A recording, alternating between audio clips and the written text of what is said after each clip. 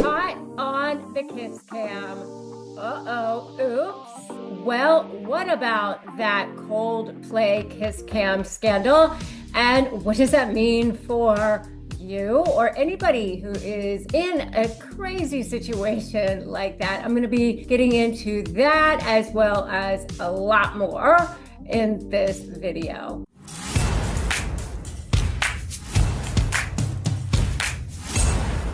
Hey there, imagine that you are enjoying yourself at a concert, right? You're at a sold out Coldplay concert and the kiss cam locks on you. And it's none other than Chris Martin, who's the the lead singer of Coldplay, actually doing the talking. And guess what? The person that you're nuzzling up with guess isn't your spouse. It's your coworker. And guess what? 50,000 phones whip out. TikTok explodes to 46 million views. And overnight, you're trending as Office Affair Gate. If you think a narcissist weaponizes embarrassment, wait until you see what a whole internet will do for you. Before we dive in, make sure if you're new here, hit that subscribe button, hit that bell. Never miss an opportunity to learn how to turn chaos into leverage. That's what I teach right here on this channel.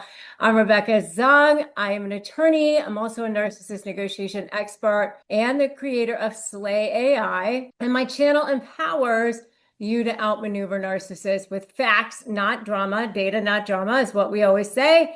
And today's viral scandal is more than just celebrity gossip. It's a real-time masterclass in public leverage and crisis narratives and documentation. And I'm going to go through the exact tools that you need to arm yourself in any kind of high conflict battle. So what happened? Let's do the quick fire timeline. On July 17th, 2025, Coldplay's Music of the Spheres tour hit Gillette Stadium in Boston. And during the classic KissCAM segment, the Jumbotron zoomed in on two of the concert goers cuddling up in the crowd. Andy Byron, who's the CEO of the $1.3 billion data platform Astronomer, and his chief people officer, yes, head of HR, Kristin Cabot. Instead of a cute little peck, Byron suddenly, literally ducks while Cabot shields her face. And the lead singer, Chris Martin, actually chuckled. Hey, they're either having an affair or they're just super shy. The feed cut, but not before a fan named Grace Springer captured the whole thing on her phone. And Grace uploaded the 15-second clip to TikTok, and within 48 hours, it had racked up over 46 million views and trended worldwide as the hashtag Coldplay KissCam. And online sleuths ID'd the pair, combed LinkedIn, and discovered both execs were or recently had been married to other people. So what's the viral aftershock and corporate fallout for that? Well, Astronomer, easy for me to say, locked its LinkedIn comments. So meaning that's it, you're not allowed anymore right now. Staff were summoned to an emergency all hands and memes flooded meeting. And to make it worse, a fake apology letter circulated, forcing the company to deny statements it never made and announce a formal investigation into its own CEO and HR. So why does this happen? Why does this explode? Because power and secrecy and a public microscope equals instant leverage for the media, for employees, for spouses, even for investors who might be considering lawsuits or, there could be problems down the road for undisclosed conduct here. And the same principle applies when you're facing a narcissist. You're dealing with these sorts of things. The side that controls the narrative and the receipts wins. That's the side with the leverage. If you really want leverage, make sure you put the word leverage in the comments below. And if you really believe in documentation and its power, which you should, make sure to grab my free Doc the Narc cheat sheet at docthenarc.com or just from the QR code right here. And make sure you join my free private Facebook group, Narcissist Negotiators with Rebecca Zung, for additional support too. Have you ever met somebody, they started off to be the most charming, charismatic person you've ever met in your life, then they turned out to be your worst nightmare, and then when you go to negotiate with them, they're a living hell? Well, I developed something called the Slay Method of Negotiating with Narcissists, and it has helped tens of thousands of people in more than 150 countries win, go from feeling drained and defeated to getting the outcomes they want. And the reason why it works is because I spent more than 20 years studying narcissism as a trial attorney, and now I'm here to help you win too, and also take your suffering and turn it into your superpower. Take your pain and turn it into profit, peace, and purpose as a highly specialized, high conflict negotiation coach. If you want to learn how to do it, then just go to RebeccaZung.com/apply, and I will show you how. All right, so here are 3 negotiation lessons that you can learn today. Better lesson learn now than the way that these other 2 had to learn it the hard way, right? Here's one thing. Cameras are everywhere. Eyes are everywhere. Everybody has a phone nowadays. And if you think that you can hide, you can't. And if a camera is everywhere and a phone is everywhere, what does that mean? Act like court is everywhere too, because all that stuff can potentially be admissible in court down the road or used as leverage down the road. So these 2, Andy and Kristin, forgot that every arena is a courtroom with 50,000 jurors, 50,000 phones, 50,000 sets of eyeballs, and narcissists count on privacy. You must assume publicity, behave, document, act like a judge is already watching. Social media is everywhere nowadays. Number 2, control the story or it is going to control you. Get out in front of these kinds of situations. If you've done wrong, make sure that you're the first one to bring it up in court, in negotiations, in mediation, something like that. Hey, this is probably going to come up. Here's how it should be spun. You control that narrative. Here's why it's not that big of a deal or whatever. In this particular situation, they were both caught. Then a fake apology letter was issued and went viral. All of this stuff went viral, and the company was left dealing with all of the aftermath of this. And if they're just silent, well, then, now people are just scripting in whatever guilty pleas they want, right?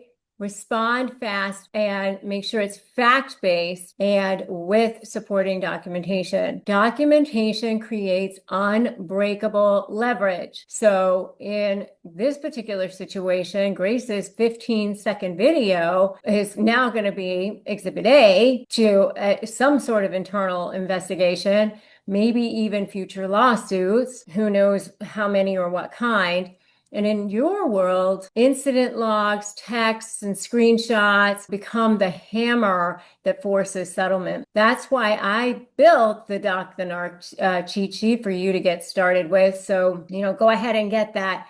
Document, log, keep track, create patterns, apply it to the law. That's the architect of your case. Here's something that I want to mention about no fault divorce versus fault and all of that sort of thing. The thing is that people there's this myth out there where people think that no fault means fault never matters. That's not true. It really is just that it's the mechanism in order to get a divorce. All right. No fault does not mean that fault is irrelevant. It simply means that you don't have to prove fault in order to get a divorce.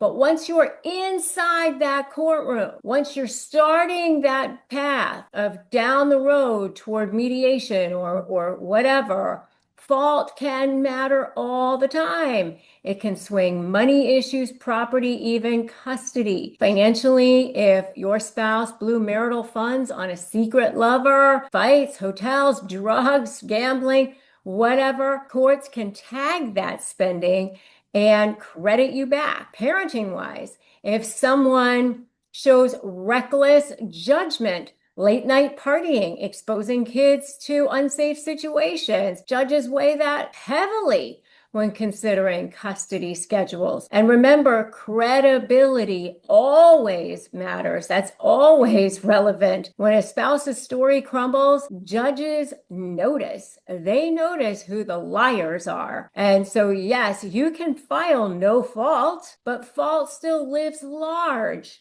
in the evidence and the courtroom, and credibility, and especially when dollars or kids are on the table. All right. So the bottom line is document everything, because whether it's a KissCAM or a credit card bill, receipts rewrite outcomes. If these were my clients, what I would be saying to them, if Andy Byron were sitting across from me right now, what I would say is get ahead of this, issue some kind of transparent timeline and corporate timeline fully. I would cooperate with them, with whoever he needs to fully. Make it seem like, hey, I'm an open book. I have nothing to hide over here. Align every statement with an HR policy.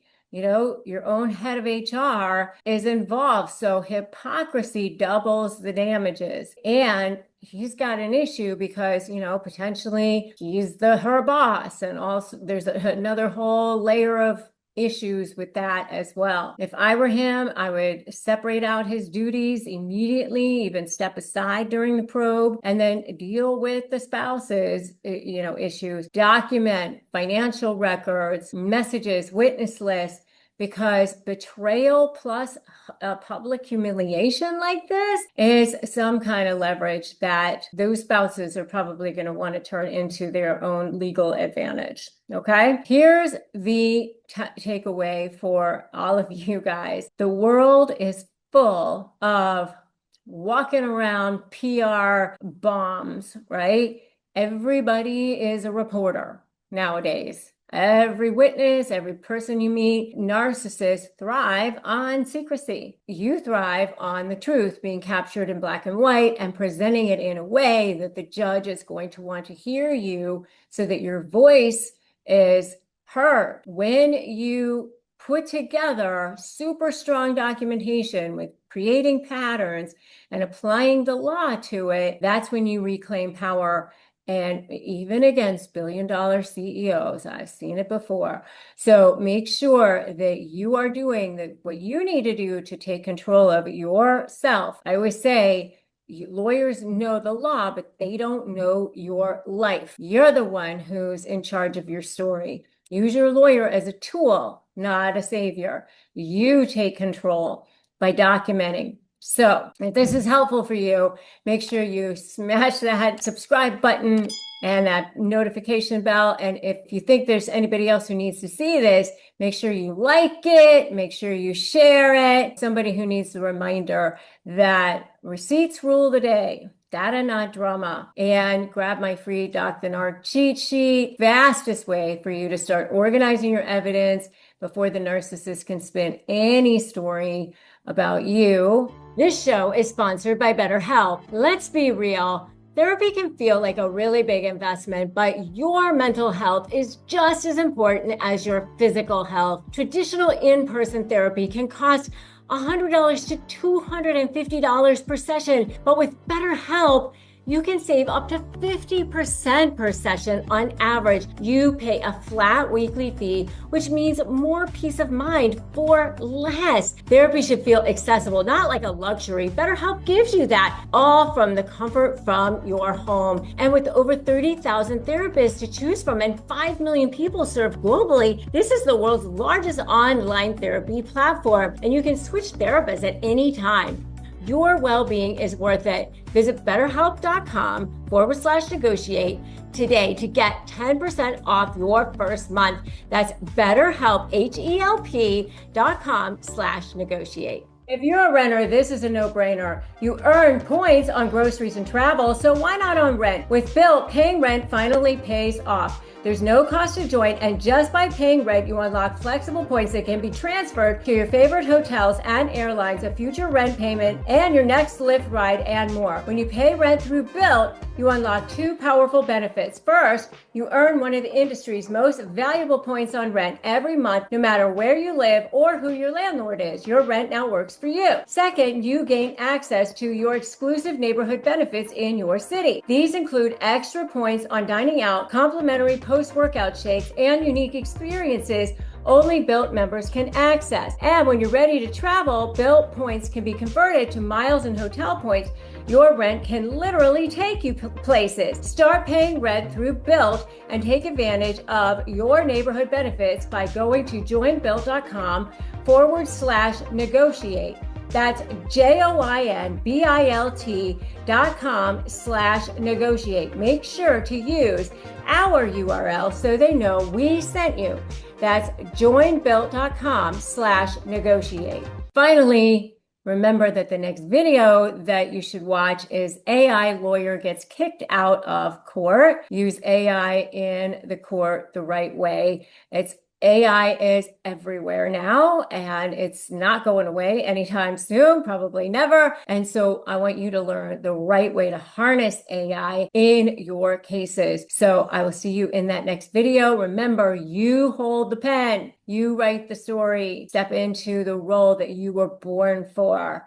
And that is to be strong and powerful and have a voice and be free, right? So I will see you in that next video. Let's go and win this and slay this together.